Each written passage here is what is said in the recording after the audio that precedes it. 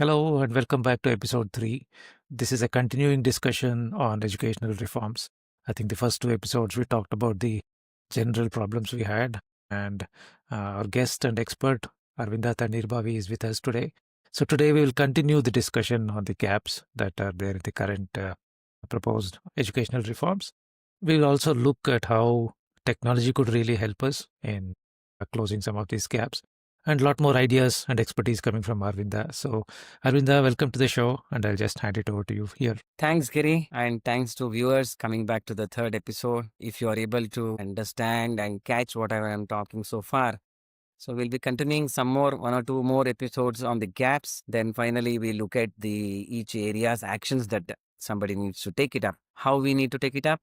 Maybe it's a wider discussion, which we need to continue beyond this forum. So coming to the gaps, let me share the screen again. I think in the last episode, we talked about how the ideal age for starting education should be much higher than what it is today. And we talked about how language, like state language, mother tongue, national language, how these languages really matter to us. And we looked at some other points about how do we bring changes in that area. Now, maybe, I'll let you talk about today's topic. Yeah. So coming to the some more. So the NEP starts with the changing the goal to change the entire system from the formative age to the foundation years to the end PhD or any other areas. So what was my shocking thing was, if we don't change the mindset in the initial years of the education, it doesn't add any value changing the degrees or the different aspects of the higher education, because you would have grown with the same mindset. Depending on the system or depending on the government or depending on the parents, or that kind of mindset will continue to grow in the current approach. So what I would say, NEP should have been focusing only on the grade 1 to 12, so that you can do the litmus test of changes, you can do tweakings, modifications for 10 to 12 years. When you have a robust system at the initial years, which will help you to define the future course of actions, future course of degrees, to define that future areas of education. How do we go about? That would have given a lot of data for us to define what should be there in the future. So just one example, I was traveling in a bus where I met one student. So he told, like, he joined when the NEP was implemented. So his degree was 4 years. The Karnataka government came and then scrapped NEP, so his degree became 3 years. So he doesn't know the difference between what is a value addition of 4-year degree, or does he need to complete 3-year degree. It was a computer science graduation. So you have a graduation, you make it 4 years or 3 years. How does it's going to add a value to a student? So we should have focused more on the initial years of education, where you build a broader perspective of learning and creative ways, and then the more confident in a particular languages or any other skills. If you had developed at the grade 1 to 12, then probably he would be in a better position to decide whether to take a 3-year degree or 4-year degree, or don't take degree at all, or so many things. I think as a policymaker, the national policymakers have to be focused on the entire end-to-end spectrum of education. So I don't know if they can really focus on smaller areas, but maybe they can also have focused areas within the NEP where they first address grade 1 and 12. Again, it's just my opinion, because I'm not a... I agree. Yeah. See, always if you do any big, even in our domain, software domain, if you build a very big solution, how do you build a solution? You visualize the entire solution, but you start defining and architecting the different parts of the system, and how do you join the system, correct? So you need to have a foundation layer, you need to have the different API layer or different ways of building a foundation, which should be very, very robust, that your other, like whether your UI or through API or something else, will work properly. So if you go with this architectural approach, so the NEP should have focused fully on the foundation layer, so that it'll have an open points leading to the next layers. So it will have a very clear demarcation or clear API definitions to build on the next layer. Right. So that is missing in the current policy. That's what is my perspective, because I have built a very big solution in the software where I know the challenges. It is very difficult to define all the requirements in the beginning, right? So, how do you evolve the requirements and then bring it up to a full solution level, performance issue? So, the same way, when you change the entire system, you need to build parts by parts and then join together. First, to be building a very strong foundation with pillars and very good strength and everything. So, if we focus on the layer, then probably we would have had a better policy. That's what is my perspective. So you think the current approach or the current implementation does not focus much on the foundational years, Correct. but it is going across the entire broad spectrum of education itself. Everything you talk about, universities, you talk about degrees. It's like whether privatized, government, so many things are messed up in the NEP. Yeah, I think foundation, I fully understand what you're saying because that is the base for everything that we build on top of that. So Yeah. if we can provide good foundational education, I think then that can be used And to build out see, more. the approach should be when you have one grade one, if you start a student, you will have a sufficient 10 to 12 years to assess the what is the outcome of that system and what is the aspiration we are getting out of that system. What are the students demanding? Okay. Then you can define the higher layers. You have a good API layer, but it's not like a final layer where I should be able to replace that layer with different things. So you're also bringing in some form of feedback mechanism into the system where you're saying, Exactly. let us work more on the foundations first and see Yes. what it produces. Yes. Exactly. So the person will be 16 or 18 years of age, is an adult. So by the time if we had given a sufficient strong foundation, he would be in a position to demand to the private college, "Hey, no, I don't need this course. This BBA is useless. This degree is useless. I will not take it up." So the colleges will start adapting the courses or the content necessary for a student or group of students or society or community or those things. That will be mutual. It will start building the mutual system. So instead of right now you going and changing the PhD level, entire universities, foreign funding to the universities, will build Takshashila, will build all those approaches. Any country to succeed, first thing is strong foundational knowledge. So That what do you propose or what do you think is the solution for having this strong foundation? So what uh, will be different from what is implemented today? I have a different actions for it in the next coming up slides. Okay. So the second point in the gaps is, so you see first part we discuss about the current NEP. In the second part, we are discussing about the gaps. Third part, we'll be discussing about what is some ideas would have been discussed while discussing the gaps or problems or anything. But concretely, I will tell you this way. If you go, probably you can fill up these gaps. So the second part in this slide, what I'm talking about, there is a myth, like language myth. There is a technology myth. So people have been made to believe technology means computers, means rocket science or some shipbuilding or some big things. So, and it has boiled down to learning coding at the very early age, saying that coding learning, if you start at the early age, you have become a technology expert. So what this myth has been built, which is against the philosophy of building a strong foundation. Without you have a strong foundation at the ground, you cannot build a beautiful technologies. I think technology for the sake of technology will not help us. We need to Huh. see where technology is necessary.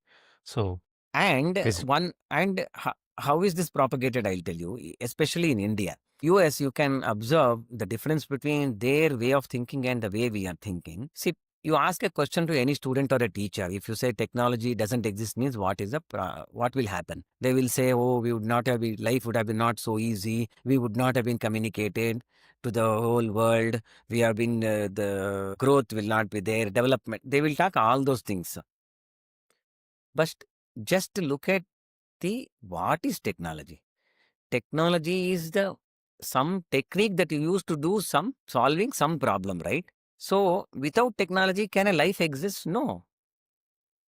See, whatever I'm talking to your ear has a beautiful technology where a liquid vibrates, it generates an electrical energy, it travels through your nerves to goes to the brain, then it processes and sends sufficient oxygen for me to the vocal cords to talk, which is a fantastic technology. So, okay, let's not, oh, it's a biology and all those things. See, if we don't have a very good peeler or a nice knife, how do you make chips? A beautiful chips has to be done with a very nice, very thin layer of slice we have to extract from a potato. So, what I'm trying to say, everything is a technology. People have been made to believe, see, a cup holder is been patented in US, just a paper cup holder. That means you should be thinking like any technique that you use is a technology. It is not about computers or coding or language or anything else. I think in my view, the the word technology became more popular here in India. I mean, my limited view, more popular because we saw more electronics coming into our country. Then we saw computers coming into our country. Then people working on software. So that is the era where we actually saw high tech coming into our lives. So today, I think parents or even children, they are probably more attracted by technology, which basically is electronics and coding and the high See technology. that any society, it would have invented required technologies for its survival. Even the whole universe is running on some technology, right? If Earth, for example, this Mars, the tons and tons of mass is standing on a free air, how is it standing? We call it as gravity, right? It's a fantastic technology evolved in the nature. You have Right. so much of things around us in our society. We observed, we have made tools to live, we have made food to eat, we have created so many things. This inferiority complex built because of these electronics or whatever you're calling about technology, we have been made to believe that technology means electronics, means computers, means rockets, Correct. fast. But Correct. actual societies should be thinking a agriculturist inventing his own tools to make his agriculture easy is a technology. Yeah, I think some of that is coming back into our Yes, system today. yes, yes, Little yes. bit is coming, but Yeah. yeah, still But lot more. the if the formal education itself is not thinking in that way, it is a very strong force influencing the minds of the students at the early age. So they will influence their parents. So they Yes, will lose their creativity at home only. correct. So children are taught C programming, Python programming in school. I Exactly. mean, And their parents will be in different profession. They might be agriculture, they might be smithy or goldsmithy, or there are different technologies involved in it. So people should be looking around their life to do some creatively to find some technology to solve their own problems. I think we came through a generation where software and technology was the major income for most of the middle class, dominant one. So I think naturally all that parents would be pushing their children into these things. But Exactly. unfortunately, it's also coming into policies where Yes. we are pushing Yes. more of computers and Yes. technology. Technologies. And without understanding the implications of it. See, now because of the social media, some small things are coming up as becoming big in villages or other areas. Otherwise, in a normal schooling, kids, you go and ask them, they don't even realize the technology. For them also, it's brainwashing. You learn English, you learn coding, you learn. This is the fantastic thing. So that is one of the drawbacks of the. So Yeah. this should have been addressed as a. So this is Bharatiyata also. This is one of the additional points for Bharatiyata. So Bharata never driven by external agencies. So it invented its own tools, its own architecture, its own food, its own metallurgy. It has its own creativity, because need arises. Technology comes up with when you need arises. When you want to do a potato chips, you have to find a very nice peeler. You can't use your nails or some crude ways to create a very beautiful potato chips. So that mindset has to be brought back into the regular schooling. I So think that's a fantastic analogy for this particular set of gaps you identified here. So we are basically saying we have assumed that technology means just coding, computers, and high tech, which is exactly, not true. So there is so much technology we have adopted in other parts of our lives, and it is not being promoted or encouraged by the education system itself. exactly. Fantastic point. Yeah. A student will be looking at the blackboard, whiteboard, or erasers, or pen, or whatever it is. How can he think about that? Why don't I make a better eraser or better pen or better these things? 99% won't even think, because they don't think that's a technology. That is why it is coming from China. All better pens are coming from China. Better things are coming from China. No, It is that's not because actually China. It's a good observation. At least in an Indian context, you can see that there is a lot more stuff being produced in China for whatever reason. They have Correct. their own manufacturing, geopolitical reasons, all those things. But you can see a lot more things coming out of it, which is not necessarily high tech. And Whereas here in India, we only want to go high tech, only software, AI, robots, all those kind of things. all defense, drones, is go to moon. Yeah, it's easy to comment saying, okay, this country's production quality is not great. But the point Exactly. is, they have produced so much.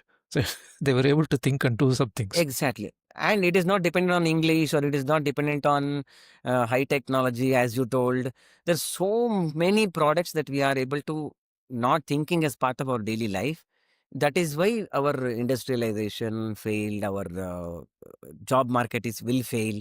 We are slowly working on it, but I feel that should be part of our fundamental thinking. In the spirit of our previous episodes, I think Yes. we'll try to keep this short. Yeah. So, do you want to maybe just wrap up on this particular set of gaps we covered here? Maybe Yeah. a So few we points. started with the Bharatiyata gap. Now we are looking at little more deeper into the some more aspects of the gaps, like why do we need to focus on only on the foundation years initially, and what is the advantage of it. And we looked at the technology as a myth, that we are taking the society in a wrong direction. Absolutely. So that's see. So how do we break this? I will give a better solutions towards the end. We'll absolutely look forward to the solutions and proposals we have. So, with that, I'll wrap this episode. So, viewers, do come back for the next episode. We have a lot more coming. There are a few more gaps to cover. And as always, thank you, Arvinda, for joining and sharing your expertise on this topic. Thanks, Giri. Thanks for making me motivating me to talk again with these topics. Thanks a lot. Most welcome. Thank you. Yeah.